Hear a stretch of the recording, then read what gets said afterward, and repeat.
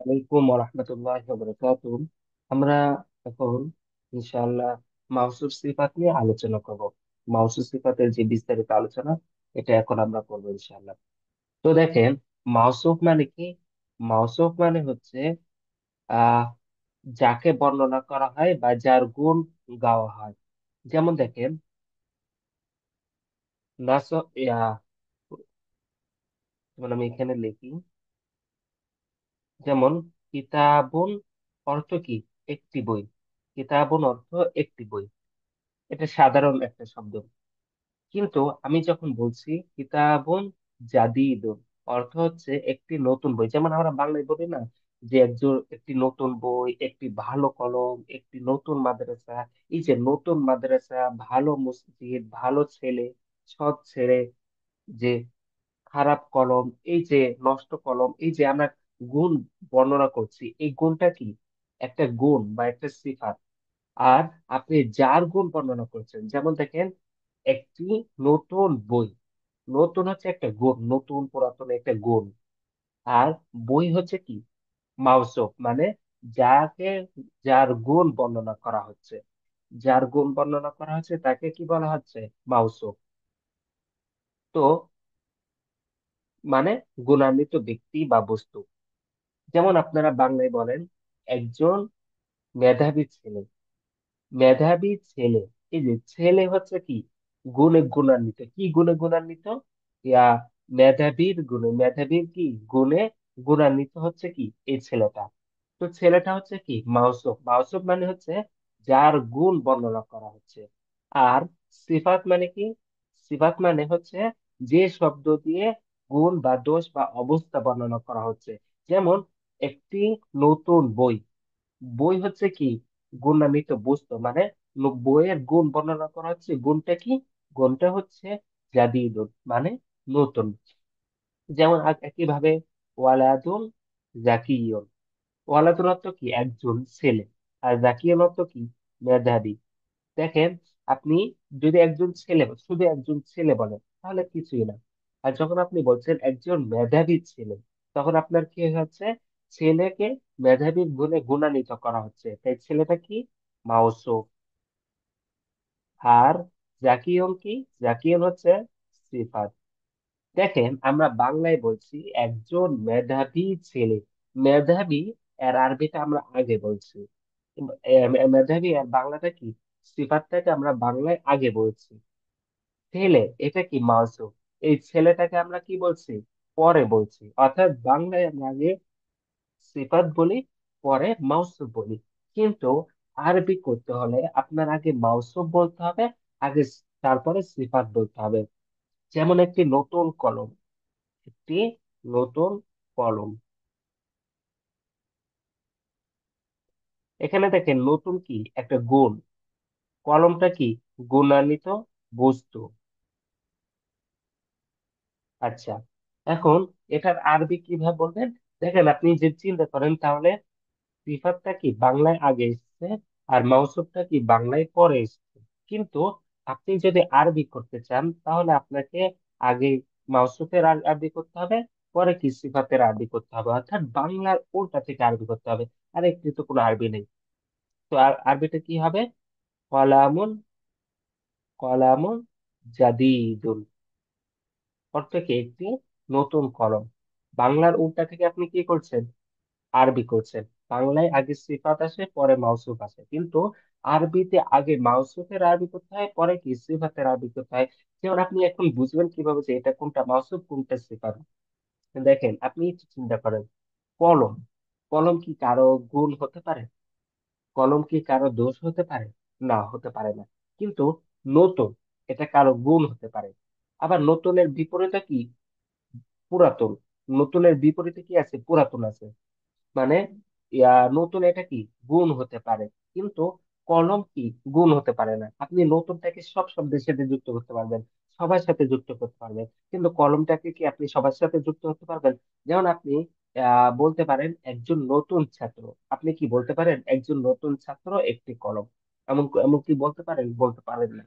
তো গুণ হচ্ছে এমন কিছু যেটা আপনি সবার সাথে যুক্ত করতে পারবেন। আর কলম এটা যেহেতু কোনো গুণ নাই, এটা কোনো দোষ গুণ কিছুই প্রকাশ করছে না, এটা একটা বস্তু। কলম কি একটা বস্তু, কিতাবন একটা বস্তু, ওয়ালাদুন একজন ছেলে, একজন মানুষ, এটা কোনো গুণ না। বুঝতে পেরেছেন? তো মাউসুল সিফাত নিয়ে আমরা বুঝতে পারলাম। তো এখন দেখেন সিফাত, মাউসুল সিফাত, মাউসুফ মানে হচ্ছে গুণান্বিত ব্যক্তি বা বস্তু, আর সিফাত মানে কি, গুণ। এখন আপনি যদি আরবি করতে চান, তাহলে আরবিতে কি ব্যবহার করবেন দেখেন। আরবি ব্যাকরণের সবচেয়ে চমৎকার দিক হলো সিফাত তার মাউসুফকে হুবহু অনুসরণ করে। মানে আপনি যে মাউসুফ, যেমন দেখেন আহ ওয়ালাদুন অর্থ কি, একজন ছেলে, ওয়ালাদুন কি মুজাক্কার, তাই না? জাকিয়ুন এটা কি, এটাও মুজাক্কার, এটা এটা মাউসুফ, এটা সিফাত। তার মানে মাউস সিফাতটা সব সময় কি এই মাউসুফটাকে অনুসরণ করবে। সিফাতটা সবসময় কি করবে, মাউসুফটাকে অনুসরণ করবে। কোন কোন ক্ষেত্রে অনুসরণ করবে? চারটা বিষয় অনুসরণ করবে। যেমন চারটা বিষয় কি কি দেখেন, মাউসুফকে আবশ্যিকভাবে চারটি বিষয় অনুসরণ করবে। আচ্ছা, দেখেন চারটি বিষয় কি কি। আহ এক নম্বর হচ্ছে মারেফা নাকের হতে হবে। যেমন দেখেন মাউসুফ, যেমন কিতাবুল অর্থ কি একটি বই, তাই না? কিতাবুল এটা কি, নাকেরা, নাকেরা মানে কি অনির্দিষ্ট। আপনার নির্দিষ্ট করতে হলে কয়েকটা কারণ আছে, এর মধ্যে কি একটা আলিফ লাম আসতে হবে, এখানে তো আলিফ লাম নাই। আর শব্দ যদি নাকেরা হয় তখন তার শুরুতে কি, সেখানে তানবিন হয়।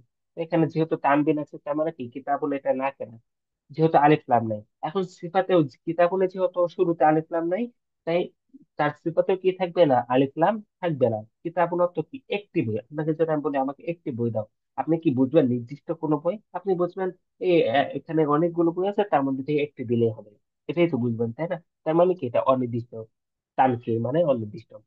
তো মাউসুল যেহেতু অনির্দিষ্ট, সিফাতও কি হবে, অনির্দিষ্ট হবে। কিতাবুন জাদিদুন একই হবে, মানে মাউসুফ অনির্দিষ্ট হলে সিফাত অনির্দিষ্ট হবে। আপনি এটা বলতে পারবেন না কিতাবুন আল জাদিদু, এমন বলতে পারবেন না। আপনাকে কি বলতে হবে, কিতাবুন জাদিদুন। আচ্ছা, তারপর আরেকটা দেখেন, আল কিতাবু, আল কিতাবু, কিতাবুনের শুরুতে কি এসছে, আলিফ লাম এসছে, তাই না? আলিফ লাম এসছে, তাই এটা কি মারুফা বা নির্দিষ্ট। তো আল কিতাবুল জাদিদু, মাউসুফে যেহেতু আলিফ লাম আছে, সিফাতেও কি হবে, আলিফ লাম হবে। বুঝতে পেরেছেন? আল কিতাবুল জাদিদু এটার অর্থ কি, একটি নতুন বই। আর এটার অর্থ কি, নতুন বইটি। এখন যদি আপনি বলেন আল কিতাবু জাদিদুন, তখন আর এটা মাউসুফ সিফাত থাকে না, তখন অর্থ হয় কি, আল কিতাবুল জাদিদ অর্থ কি, নতুন বইটি। তার মানে কি এটা মাউসুফ সিফাত। আর আল কিতাবু জাদিদুন অর্থ কি, বইটি নতুন। তুমি চিন্তা করেন, বইটি নতুন, তার মানে কি এটা, মানে আপনি চিন্তা করলে দেখবেন যে বাক্যের দুটো অংশ। সেভাবে আমরা যে বাংলায় কথা বলি, বাংলায় কথা বললেও কি দুটো অংশই থাকে সর্বনিম্ন। তো বইটি নতুন, এটা একটা অংশ, এটা আরেকটা অংশ। তার মানে কি, এটা একটা পূর্ণ বাক্য। তার মানে এটা মাউসুফ থাকলে একটা মুক্তাদা, একটা মুক্তাদা আর একটা খবর হবে, মানে একটা প্রথম অংশ আর একটা দ্বিতীয় অংশ হবে। আর আল কিতাবুল জাদিদ অর্থ কি, নতুন বইটি। নতুন বইটি এটা কি পরিপূর্ণ বাক্য? না, এটা পরিপূর্ণ বাক্য না, এটা অপূর্ণ বাক্য। আল কিতাবুল জাদিদ, নতুন বইটি কি হয়েছে, পড়েছো নাকি ছিঁড়ে ফেলেছো? তার মানে কি, মাউসুল সিফাত প্রথমে কি হতে হবে, একই হতে হবে, অর্থাৎ নির্দিষ্ট হলে নির্দিষ্ট, অনির্দিষ্ট হলে কি অনির্দিষ্ট। তারপরে মুজাক্কার মুয়ান্নাস, যেমন আহ এখানে কিতাবুল কি মুজাক্কার, এ কারণে জাদিদুনটাও কি হয়েছে, মুজাক্কার হয়েছে, তাই না? জাদিদুনটাও কি হয়েছে, মুজাক্কার হয়েছে। এখন দেখেন কুররাসাতুন এটা কি, মুয়ান্নাস, তাই না? কুররাসাতুন মুয়ান্নাস, যেহেতু গোলতা আছে, এটা যেহেতু মুয়ান্নাস, তাই এখানে কি নতুন খাতা বলতে চাইলে জাদি দাতুন বলতে আনতে হবে। অর্থাৎ কিতাবুন মুজাক্কার হওয়ার কারণে জাদি দুন হয়েছে, মুজাক্কার হয়েছে সিফাত। কুরাসাতুন মাউসুফ মুয়ান্নাসের কারণে সিফাতটাও কি হয়েছে, মুয়ান্নাস হতে হবে, মুয়ান্নাস হয়েছে। অর্থাৎ এক নম্বর কি, ইয়া মারিফা নাকেরার ক্ষেত্রে কি একই রকম হতে হবে। যেমন বাইতুন জাদিদুন, এখানে বাইতুন আলিফ লাম নাই, জাদিদুনে কি আলিফ লাম হবে না। আল বাইতুল জাদিদ, এখানে আল বাইতুন আলিফ লাম আছে, তাই জাদিদুনের শুরুতে আলিফ লাম আছে। মুজাক্কার মুয়ান্নাসের ক্ষেত্রে একই, যেমন ওয়ালাদুন ছেলে, মুজাক্কার, এখানে কিতাবুন দিয়ে উদাহরণ দিয়েছি। সালেহুন কি হয়েছে, মুজাক্কার হয়েছে। বিনতুন মুয়ান্নাস, সালেহাতুনটাও কি হয়েছে, মুয়ান্নাস হয়েছে। তার মানে মারিফা নাকিরার ক্ষেত্রে এবং মুজাক্কার মুয়ান্নাসের ক্ষেত্রে কি মিল থাকতে হবে। তারপরে 3 নম্বর মিল থাকতে হবে কি, মানে বচনের ক্ষেত্রে। বচন মানে কি, আমরা বাংলা বলি না এক বচন, এক বচন মানে কি একটি বই। দ্বিবচন মানে কি দুইটি, মানে দুইটি বই। বহু বচন মানে কি তিন বা তিনের অধিক, তিনটি বই, চারটি বই, বইগুলো যত বই আছে সবগুলো। মানে এগুলোর ক্ষেত্রে কি, মাউসুফ যদি এক বচন হয় সিফাতও এক বচন হবে, মাউসুফ যদি দ্বিবচন হয় সিফাতও কি হবে, দ্বিবচন হবে। যেমন দেখেন মুসলিমুন, একজন মুসলিম, এক বচন। তাই সাদিকুনের কি হয়েছে, এক বচন হয়েছে, একজন সত্যবাদী মুসলিম। তার মুসলিমানি সাদিকানি, এখানে মুসলিমানি দ্বিবচন হয়েছে, তাই সাদিকানিটাও কি হয়েছে, দ্বিবচন হয়েছে। মানে মিল আছে। মুসলিমন এটা বহু বচন হয়েছে, সাদিকুনও কি হয়েছে, বহু বচন হয়েছে। তার মানে কি, প্রথমে মারিফা নাকিরার ক্ষেত্রে এক থাকতে হবে, মুজাক্কার মুয়ান্নাসের এক থাকতে হবে, তারপরে কি বচনের ক্ষেত্রে এক থাকতে হবে, তারপর এই আরবের ক্ষেত্রে একরকম থাকতে হবে। যেমন ইয়া কিতাবুন, দেখেন আমি যখন বললাম হাজা কিতাবুন জাদিদুন, এখানে কিতাবুনে পেশ হয়েছে, মাউসুফে পেশ হয়েছে, তাই সিফাতে কি হয়েছে, পেশ হয়েছে। আবার কিতাবান, এখানে সিফাতে কি হয়েছে, দুই জবর হয়েছে, তাই জাদিদানও কি হয়েছে, দুই জবর হয়েছে। মানে পেশ পেশ, মাউসুফ পেশ হলে সিফাতও পেশ, মাউসুফ জবর হলে সিফাতও কি জবর। তারপরে দেখেন এখানে কিতাবিন, তারপরে জাদিদিন, এখানে মাউসুফ জের হয়েছে, তাই সিফাতও কি হয়েছে, জের হয়েছে। বিষয়টা বুঝতে পেরেছেন? তার মানে চারটা ক্ষেত্রে একরকম হতে হবে। একটা হচ্ছে মারিফা নাকেরা, আরেকটা হচ্ছে লিঙ্গ বা মুজাক্কার মুয়ান্নাস, 3 নম্বর হচ্ছে বচন, 4 নম্বর কি এই আরব মানে যেটা জবর জের পেশ এগুলোর ক্ষেত্রে। আচ্ছা, এই চারটা বিষয় কি মাউসুফে একরকম থাকতে হবে। তারপরে আপনি যে বাক্য বানাবেন, আপনারা দেখেন এখানে যে তারকিবের ক্ষেত্রে আপনি কিভাবে বলবেন, যে যেমন কিতাবুন, যেমন কিতাবুন জাদিদুন, এর তারকিব কি। আবার আল কিতাবু, আল কিতাবুল জাদিদু, এর তারকিব কি। আবার আল কিতাবু জাদিদুন, তিনটা বাক্যের অর্থ 3 রকম। যেমন কিতাবুল জাদিদুন অর্থ কি, একটি নতুন বই। তার মানে কি একটা সিফাত বোঝাচ্ছে। আপনি দেখবেন যে বাংলায় যদি সিফাত হয় তাহলে কি বাংলায় ওটার আর ওর আরবির অর্থটা কি বাংলায় আগে চলে আসে। যেমন একটি নতুন বই, বইয়ের আগে কি এসছে, বাংলায় সিফাত এসছে, তার মানে কি এটা মাউসুফ। কিতাবুন জাদিদুন এটা মাউসুফ, জাদিদুন কি সিফাত। মাউসুফ সিফাত মিলে কি হবে, ইয়া যে বাক্যের যে কোনো একটা অংশ হবে, হয় মুবতাদা হবে, না হয় খবর হবে। একইভাবে আল কিতাবু আল জাদিদ অর্থ কি নতুন বই, এখানেও নতুন আগে এসেছে, তার মানে কি এটা মাউসুফ সিফাত একই রকম যেহেতু হয়েছে। মানে মাউসুফ আর সিফাত যদি একই রকম হলে তাহলে সেটাকে আপনি মাউসুফ সিফাত বলবেন। আর ভিন্ন হয়ে গেলে একটা আহ যদি ভিন্ন, দুটার মাঝে যদি ভিন্নতা দেখা দেয়, মানে একটা মারিফা আর একটা নাকেরা, কিংবা একটা মুজাক্কার আর একটা মুআন্নাস, আর যদি এমন যদি হয় তাহলে মনে করবেন ওটা মাউসুফ সিফাত। অর্থাৎ এই চারটা বিষয় একরকম হলে আপনি কি করবেন, মাউসুফ সিফাত বলবেন। তাছাড়া কখনো আপনি কি মাউসুফ সিফাত বলবেন না। এখানে যেটা একরকম আছে, তাই মাহসুস ভাবে কি বাক্যের একটা অংশ হবে। কিন্তু আল কিতাবও দেখেন এটা আলিফ লাম আছে, কিন্তু জাদিদুল আলিফ লাম নাই, মানে এটা মারিফা, এটা নাকিরা।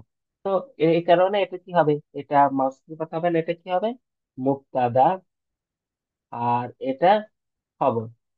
মুবতাদা খবর মিলে কি জুমলাই ইসমিয়া, জুমলাতুন ইসমিয়াতুন, বাস নামবাচক বাক্য বা সাধারণ বাক্য। আচ্ছা, এটা কি আপনার তারকিবের ক্ষেত্রে এই নিয়ম। আচ্ছা, এখন আরো কয়েকটা বিষয় আমরা শিখি।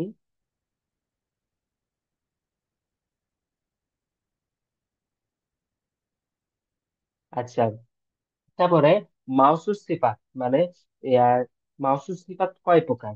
আমরা তো এতক্ষণ জানলাম যে মাউসুস সিফাত কিভাবে বানাবেন, মাউসুস সিফাত কোন দিক থেকে মিল হবে, কিভাবে তৈরি হবে, বা তার কি কি। এখন মাউসুস সিফাত কত প্রকার, মাউসুফ সিফাত হচ্ছে, প্রথমে হচ্ছে সিফাত মাউসুফকে কিভাবে বর্ণনা করছে। আপনি মাউসুফকে, আপনি ধরেন মাউসুফ ধরেন আপনি, ধরেন একজন ছেলে, আমি বললাম একজন সত্যবাদী ছেলে।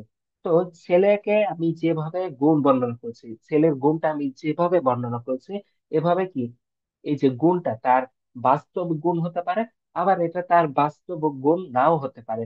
যেমন দেখেন, আমি যখন বললাম ওয়ালাদুন সাদিকুন, তখন এটা কি স্বাভাবিক গুণ, স্বাভাবিক গুণ কিংবা বাস্তব গুণ, তাই না? ওয়ালাদুন সাদিকুন অর্থ কি? একজন সত্যবাদী ছেলে। এখন দেখেন, আমি যদি, এটা হচ্ছে কি বাস্তব গুণ, আর নাতুল হাকিকি, আর নাত মানে সিফাত, সিফাত মানে নাত মানে সিফাত, সিফাত মানে কি নাত। তো ওয়ালাদুন সাদিকুন অর্থ কি? সত্যবাদী ছেলেটা কি তার বাস্তব গুণ, মানে চারটা ক্ষেত্রে অনুসরণ করছে, যে তার মারিফা নাকেরা ক্ষেত্রে অনুসরণ করছে, তারপর আপনার কি মুজাক্কার মুয়ান্নাসের ক্ষেত্রে অনুসরণ করছে, এক বছর বচনের ক্ষেত্রে অনুসরণ করছে, এরাবের ক্ষেত্রে অনুসরণ করছে। আরেকটা সিফাত আছে যেটা ধরেন এই চারটা ক্ষেত্রে যদি অনুসরণ করে না, ওই চারটা ক্ষেত্রে অনুসরণ করবে না, কয়েকটা ক্ষেত্রে অনুসরণ করবে, যেটাকে বলা হয় আন-নাআতুস সাবাবিয়া। যেমন দেখেন, আর রজুলুল কারীমু আবুহু, এখানে দেখেন ইয়া, ইয়া, লোকটি সম্মানিত পিতা। এখন দেখেন, আর রজুল এটা সেভাবে এত ব্যবহার করা হয় না, আমরা সেভাবে আমাদের কথার মধ্যে এত ব্যবহার করি না। তবে তারকিবে যেহেতু আমরা, এটা যেহেতু ব্যাকরণের অংশ, এ কারণে জানা থাকা দরকার। যেমন দেখেন, আর রজুলু, আর রজুলু মানে কি? আর রজুলু মানে হচ্ছে লোকটি। আর রজুলুল কারি, দেখেন কারি মাতো উম্মুহু, এখানে দেখেন বিষয়টা বুঝেন। এখানে অর্থ কি? এই বাক্যের অর্থ হবে যে লোকটির সম্মানিত পিতা। বুঝতে পেরেছেন? এর অর্থ হবে। এখন এর তাকীদটা কিভাবে হবে, মানে এটা কিভাবে কোনটাকে সিফাত বলবেন? হ্যাঁ, আর রজুলটাকে আপনি কি বলবেন? মাউসুফ, আল কারিমাতু কি কি বলবেন? এটা হচ্ছে সিফাত। তবে এটা কি আর সিফাতের বাস্তব সিফাত না, কারণ বাস্তব সিফাত হলে কি আপনার কি করতে হবে? মুজাক্কার চারটা ক্ষেত্রে তো অনুসরণ করতে হবে। কিন্তু এখানে আর রজুল কি হয়েছে আপনার? ঠিক আছে, এটা মারেফা হচ্ছে, এটাও মারেফা হচ্ছে, ঠিক আছে, প্রথম ক্ষেত্রে ঠিক আছে। তারপর হচ্ছে মুজাক্কার মুয়ান্নাস ক্ষেত্রে অনুসরণ করতে হবে, এটা মুজাক্কার এটা মুয়ান্নাস, তার মানে 2 নম্বরটা এখানে অনুসরণ করেনি। তারপরে 3 নম্বরটা কি? যেমন এখানে বলে দেওয়া হচ্ছে, দেখেন এই আরব বা নির্দিষ্ট যে- তারপর আরেকটা কি? আরেকটা হচ্ছে এই আরবের ক্ষেত্রে অনুসরণ তারপর 2 নম্বরটা কি? বচনের ক্ষেত্রে অনুসরণ করবে। এখানে কি বচন একই থাকলেও কিন্তু ধরেন আহ, ধরেন বচন একই আছে, তার মানে কি দুইটা ক্ষেত্রে অনুসরণ করলো। তারপর হচ্ছে আপনার আহ মুজাক্কার মুয়ান্নাস ক্ষেত্রে অনুসরণ করেনি। তারপর হচ্ছে আরব তারকিবের ক্ষেত্রে অনুসরণ করছে, মানে আর রজুলু পেশ, আল কারিমাতু কি হয়েছে? পেশ হয়েছে। কিন্তু আল কারিমাতু এটা মূলত আর রজুলনের সিফাত না, এটা কার সিফাত? উম্মুহুনের সিফাত, উম্মুনের সিফাত। এটাকে আরবিতে কি বলা হয়? আর নাতুস সাবাবিয়া, এটার ব্যবহার আপনারা খুব খুব কমই পাবেন। তো এটার ব্যবহারটা আপনারা শুধু মাথায় রাখেন যে এই ধরনের অর্থ কি হয় আপনার আর নাতুস সাবাবিয়া, মানে সম্বন্ধ সূচক বিশেষণ। দেখেন কি মানে, এটা শেষ সে বিশেষণ যা মাসুককে সরাসরি বর্ণনা করে না। এখানে ধরেন আহ সম্মানিত লোক বলা হচ্ছে না, এখানে কি বলা হচ্ছে? লোকের সম্মানিত মা, বরং মাসুফের সাথে সম্পর্কিত অন্য একটি শব্দের গুণ বর্ণনা করা হচ্ছে। এখানে কি মাসুফের সাথে মূলত কি ছিল? উম্মুর রজুলিল কারীম, মূলত কি ছিল? উম্মুর রজুলিল কারিমা, মানে লোকটি সম্মানিত মা, এমন ছিল, মানে এজাপত হিসাবে ছিল, কিন্তু এজাপত না করে এটাকে উল্টা ভাবে বলা হয়েছে। তো সাধারণত এটি অন্য মাসুফ সিফাতের নাম ধারণ করে। সিফাত কাঠামো কয়টা ক্ষেত্রে অনুসরণ করে? এক্ষেত্রে, এক্ষেত্রে আরবের ক্ষেত্রে অনুসরণ করবে। 2 নম্বর হচ্ছে আপনার কি এই যে লিঙ্গ, মানে মুজাক্কার মুয়ান্নাস ক্ষেত্রে অনুসরণ করবে, মানে যেমন আর রজুল মুজাক্কার কিন্তু আল কালিমাতু কি মুয়ান্নাস, কারণ এটা এটা আপনি আতুস সাবাবিয়া, এটা এরকে অনুসরণ করছে। বুঝতে পেরেছেন? আল কালিমাতু মূলত কি ও এই যে উম্মুহুনের সিফাত, এটার ব্যবহার খুব কম, এটার ব্যবহার একেবারেই কম। বচনের ক্ষেত্রে অনুসরণ করে সর্বদা, এটা সর্বদা কি হবে? এক বচন হবে। আপনার যেমন হাউলা রিজাল কারিমাত উম্মুহুম, দেখেন বিষয়টা বুঝেন। যেমন প্রথম দিক বুঝি আরব, যে আর রজুলুল কারিম, এখানে আর রজুলু পেশ হয়েছে, এখানে আল কারিমও কি হয়েছে, পেশ হয়েছে, তাই না? আর রজুলু পেশ, আল কারিমও কি সিফাত। 2 নম্বর কি, লিঙ্গ, মানে এই যে মুজাক্কার মুয়ান্নাস, মাউসুফকে অনুসরণ করে না, এটি পরবর্তী শব্দকে অনুসরণ করে।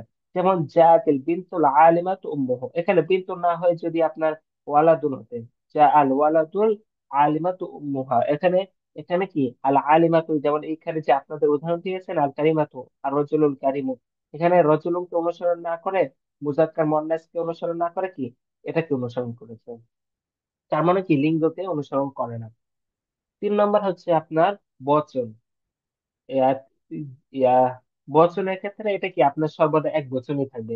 যেমন হাউলাই রিজাল কারিমাতু উম্মুহুম, এখানে হাউলাই রিজাল কারিমাতু উম্মুহুম এটা কি থাকবে, মানে উম্মুহুম, দেখেন রিজালুর বহু বচন কিন্তু আল কারিমাতু কি হয়েছে, এক বচন, কারণ এটা কার সিফাত, উম্মুহুনের সিফাত। তো আন্নাহাতু সাবাবিয়ার ক্ষেত্রে সেভাবে কি সিফাত সবসময় এক বচন হয়। আর আলিফ লামের ক্ষেত্রে অনুসরণ করে, তার মানে আন্নাহাতু সাবাবিয়ার ক্ষেত্রে দুটি বিষয় অনুসরণ করে, একটা হচ্ছে আলিফ লাম, আরেকটা হচ্ছে কি আপনার আলাম, এছাড়া বাকি বিষয় নেই। তো এটা আমাদের এত বেশি প্রয়োজন নেই। আমরা রাজশাহী কথা বলে থাকি হচ্ছে আর নাহাতুল হাকিকিয়া, মানে সামান্য যেমন একটি নতুন বই, একটি নতুন কলম, এই ধরনের বলে থাকি, ওটা আমরা ব্যবহার করি না বেশি। তারপরে দেখেন সিফাত আপনার কয়েক ধরনের, সিফাত আপনার দুই ধরনের হতে পারে। একটা হচ্ছে এক বচন সিফাত, মানে একটা শব্দ দিয়ে সিফাত, এক বচন না একক শব্দ দিয়ে সিফাত। যেমন ওয়ালাদুন জাকিয়ুন, দেখেন আমি এই যে ওয়ালাদুনের গুণ বর্ণনা করছি একটি শব্দ দিয়ে, একক শব্দ দিয়ে, তাই না? আরেকটা হচ্ছে এটা কি একক শব্দ বহুবচন, এটার ক্ষেত্রে চারটা বিষয় অনুসরণ করবে। আরেকটা হচ্ছে আপনার বাক্য দিয়ে গুণ বর্ণনা করা হচ্ছে। যেমন যা ওয়ালাদুন, এমন একজন লোক এসেছিল, হুয়া আবুকা, যে কি তোমার, যে কি তোমার বাবা। এই দেখেন যা ওয়ালাদুন, এখানে এমন একজন লোক আসলো যে কি তোমার বাবা, এখানে এই যে এই বাক্যটা কি হয়েছে, মুবতাদা খবর মিলে আপনার কি হয়েছে, মানে এটার সিফাত হয়েছে, যেটাকে নাকেরের সিফাত বলা হয়। তার মানে কি একটা শব্দের সিফাত একক শব্দ দিয়েও বর্ণনা করা যায়, আবার কি একটি বাক্য দিয়েও বর্ণনা করা যায়। এক্ষেত্রে সেভাবে কি, বুঝতে পেরেছেন? মানে একটা শব্দকে আপনি কি একটা শব্দের সিফাত আপনি দুই ভাবে বর্ণনা করতে পারেন, একক শব্দ একটা, একটা একক শব্দ দিয়ে বর্ণনা করতে পারেন, আবার আপনি একটা বাক্য দিয়ে বর্ণনা করতে পারেন। যেমন যা ওয়ালাদুন, এমন একজন ছেলে এসেছে, হুয়া আবুকা, যে কি তোমার বাবা, যে তোমার বাবা, এটা কি তার ওয়ালাদুনের সিফাত, মুবতাদা খবর মিলে জুমলা ইসমিয়া হয়ে কি হয়েছে, ওয়ালাদুনের সিফাত হয়েছে। তো আমাদের সেইভাবে এই জুমলা সিফাতও ব্যবহার হয়। আর এটার ক্ষেত্রে মানে এই ক্ষেত্রে আপনি ওয়ালাদুল মুজাক্কার, তা আপনি হুয়াকে মুজাক্কার বলেছেন, তারপরে যদি মুয়ান্নাস হতো তাহলে আপনি হিয়া বলতে পারতেন। বুঝতে পেরেছেন? মানে আপনি বাক্যকে স্বাভাবিক বাক্য, বাক্য হিসাবে বানানে, স্বাভাবিক বাক্য হিসাবে বানানে আপনি কি এটা সিফাত মাউসুফ সিফাত হয়ে যাবে। বিষয়টা আশা করি বুঝতে পেরেছেন। তারপরে যদি কারো কোনো রকম অস্পষ্ট থাকে তাহলে আমাদেরকে জিজ্ঞাসা করবেন। আর আমাদের যে আরবি ভাষা শেখার যে বইটা আছে, এই বইটা আপনারা সংগ্রহ করলে আশা করি আরবি ভাষার যে নিয়ম কানুন গুলো, এই নিয়ম কানুন গুলো আরো সহজে, আরো বিস্তারিত ভাবে, আরো উদাহরণ সহ আপনি বুঝতে পারবেন ইনশাআল্লাহ। তো আজকের ক্লাস এই পর্যন্তই, সবাই ভালো থাকবেন। আসসালামু আলাইকুম রহমতুল্লাহ।